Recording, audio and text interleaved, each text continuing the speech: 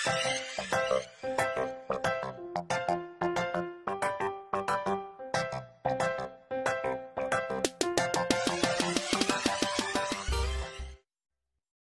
araw mga bata! Tayo ay may panibagong activity na gagawin ngayong araw na ito, gamit ang ating mga malilikhaing kamay. Pero bago yan, tayo muna ay manalangin at magpuri sa ating Panginoon. Handa na ba kayo mga bata sa ating activity na gagawin sa araw na ito? Pero bagong lahat, tayo muna ay manalangin. Ipikit ang ating mga mata, iyuko ang ating mga ulo, at ipagdikit ang ating mga kamay. Panginoon, marami pong salamat sa panibagong araw na ito at sa aming muling paggawa sa aming pong activity. Bigyan niyo po kami ng karunungan at kaalaman sa aming pong gagawin. Ito po ang aming panalangin sa pangalan ni Jesus. Amen.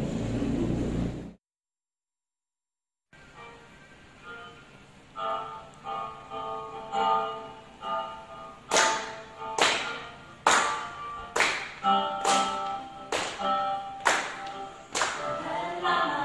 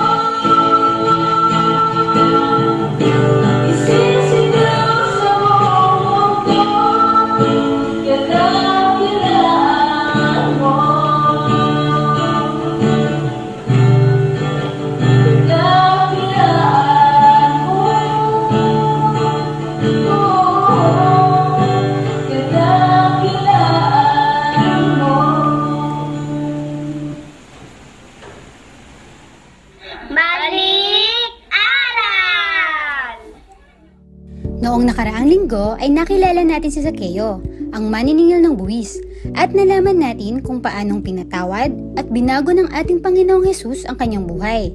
Maraming tao ang galit sa mga maniningil ng buwis ng mga panahong iyon dahil labis sila kung maningil ng buwis. Ngunit nang mabalitaan ni Zakeo na dumating si Hesus sa kanilang lugar, dali-dali siyang sinalubong ito at gumawa ng paraan. Umakyat siya ng puno para lamang makita ang Panginoong Hesus. Kilala ng Panginoong Hesus si Zakeo kahit noon niya lang ito nakita. Tumuloy ang Panginoong Hesus sa tahanan ni Zakeo kahit pa iniisip ng ibang mga tao na tumutuloy siya sa tahanan ng isang makasalanan. Nagsisi si Zakeo sa kanyang mga nagawa at humingi ng tawad sa Panginoong Hesus. At sinabi ng Panginoong Hesus sa kanya na noon din ay dumating na sa kanyang tahanan ng kaligtasan. Nangangahulugan na pinatatawad na siya ng Panginoon. Tulad ni Zakeo, ganito tayo inibig ng ating Panginoong Hesus noong tayo ay makasalanan pa. Pinatawad at nilinis niya tayo sa ating mga kasalanan at pinagkalooban tayo ng kaligtasan. Kaya naman, heto na ang ating Bible verse ngayong linggo na matatagpuan sa Aklat ng Lukas, Kabanata 11, Talata 9 hanggang 10. Sabay-sabay natin itong basahin mga bata. At sinabi sa kanya ni Jesus, ang kaligtasan ay dumating ngayon sa sambahayang ito. Ang anak ng tao ay naparito upang hanapin at iligtas ang naligaw. Basahin natin itong muli. Handa? Basa. Lukas, Kabanata 11, Talata 9 hanggang 10. At sinabi sa kanya ni Jesus, ang kaligtasan ay dumating ngayon sa sambahayang ito. Ang anak ng tao ay naparito upang hanapin at iligtas ang naligaw. O kayo naman mga bata?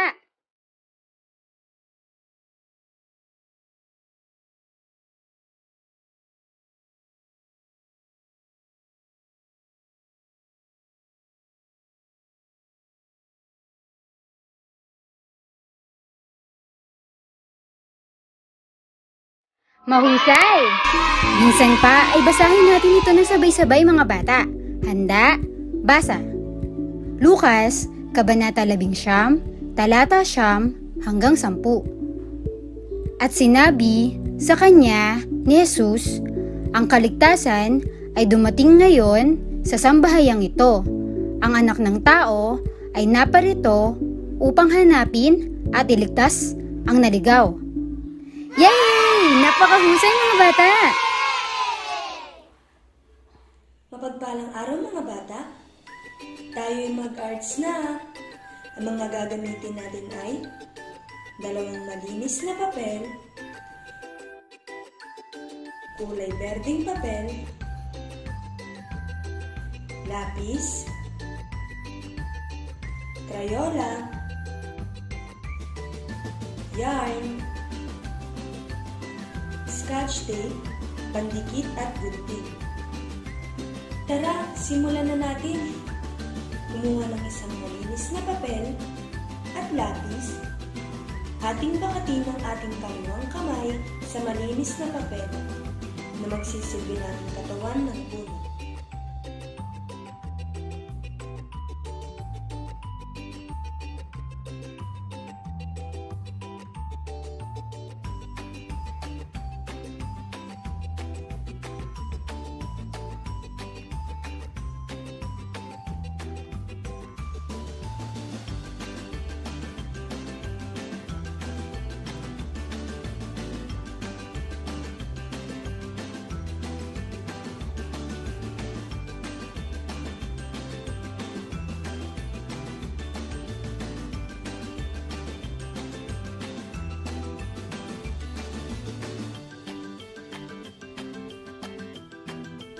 Pagkatapos natin itong bakatin, kumuha ng pangkulay na kulay kayumanggi at atin itong kulayan.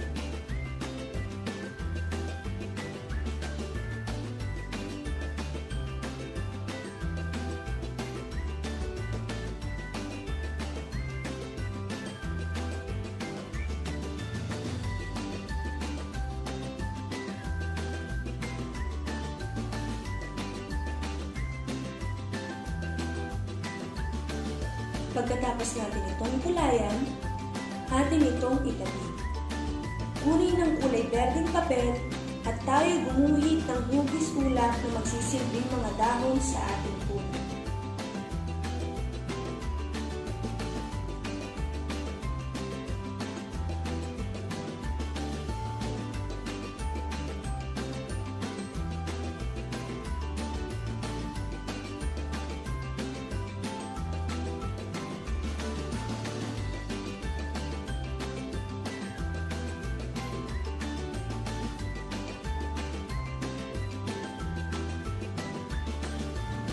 Pagkatapos natin itong iguhit, gamit ang gunting, atin itong gupitin. Paalala sa mga bata, mag-ingat sa paggamit ng gunting. Maaaring magpatulong sa magulang o sa nakakatanda sa atin.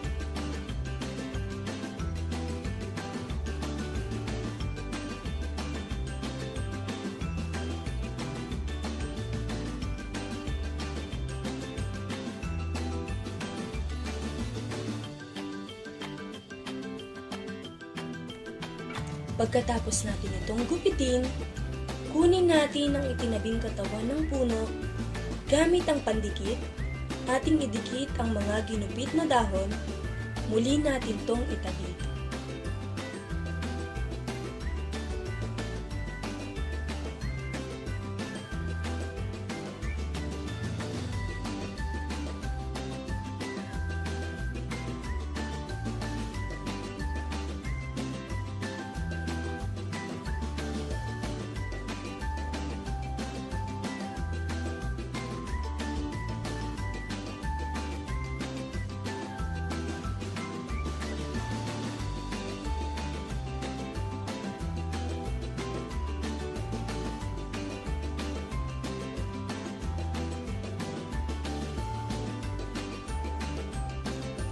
Kumuha muli ng isang malinis na papel, gumuhit ng tao na magsisilbing sakeyos, gamit ang pangkulay, atin itong kulay.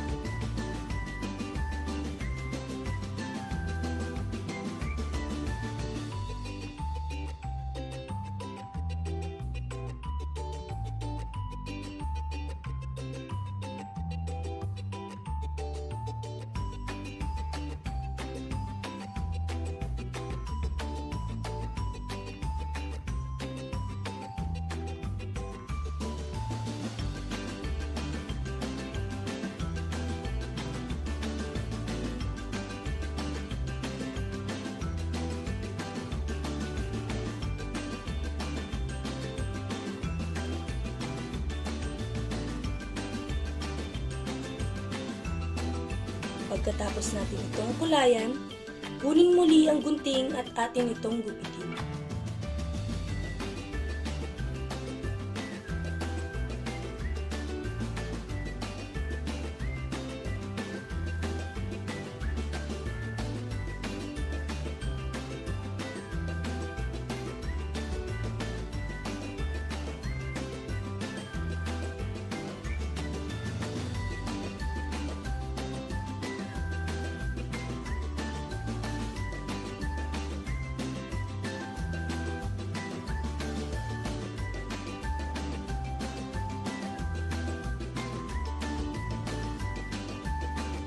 Pagkatapos natin itong gupitin, gamit ang kapirasong yarn, ating idikit ang dumi nito sa likod na bahagi na iginuhit na sisakeyas.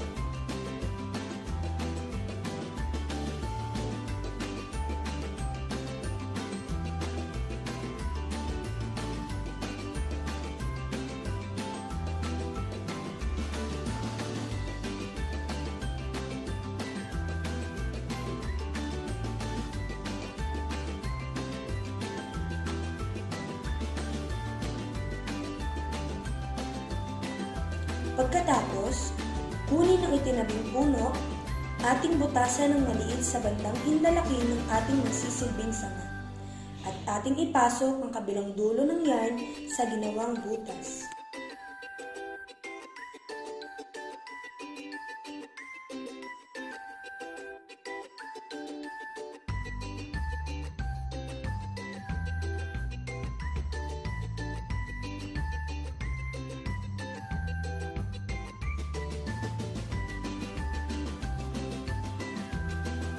Pagkatapos natin itong maipasok sa bandang ibaba na iginuhit na sisakeyos, ating isulat ang Luke 19 verse 4. Luke 19 verse 4. At tumakbo siya sa unahan at umakyat sa isang punong kahoy na sikomoro upang makita siya, sapagkat siya'y magdaraan sa daang iyon.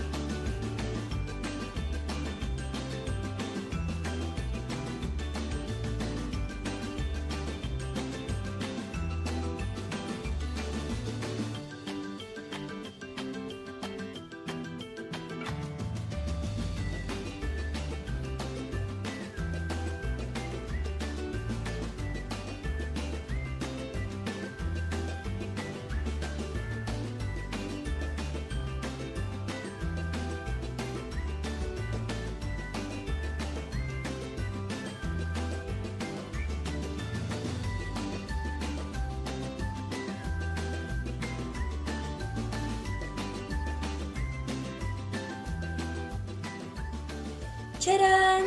Natapos na tayo sa ating gawain. Magaling mga bata! Nawa tayo ay nasiyahan sa ating ginawa. Ngayon mga bata, natapos na tayo sa ating gawain. Nag-enjoy ba kayo sa ating arts and crafts? Ngayon naman ay samahan niyo ako sa ating pangwakas na panalangin. Iyuko ang ulo, ipikit ang mga mata at pagdikitin ang dalawang kamay. Panginoon, maraming salamat po sa natapos naming gawain at sa karunungan at kaalaman na iyong ibinigay sa amin.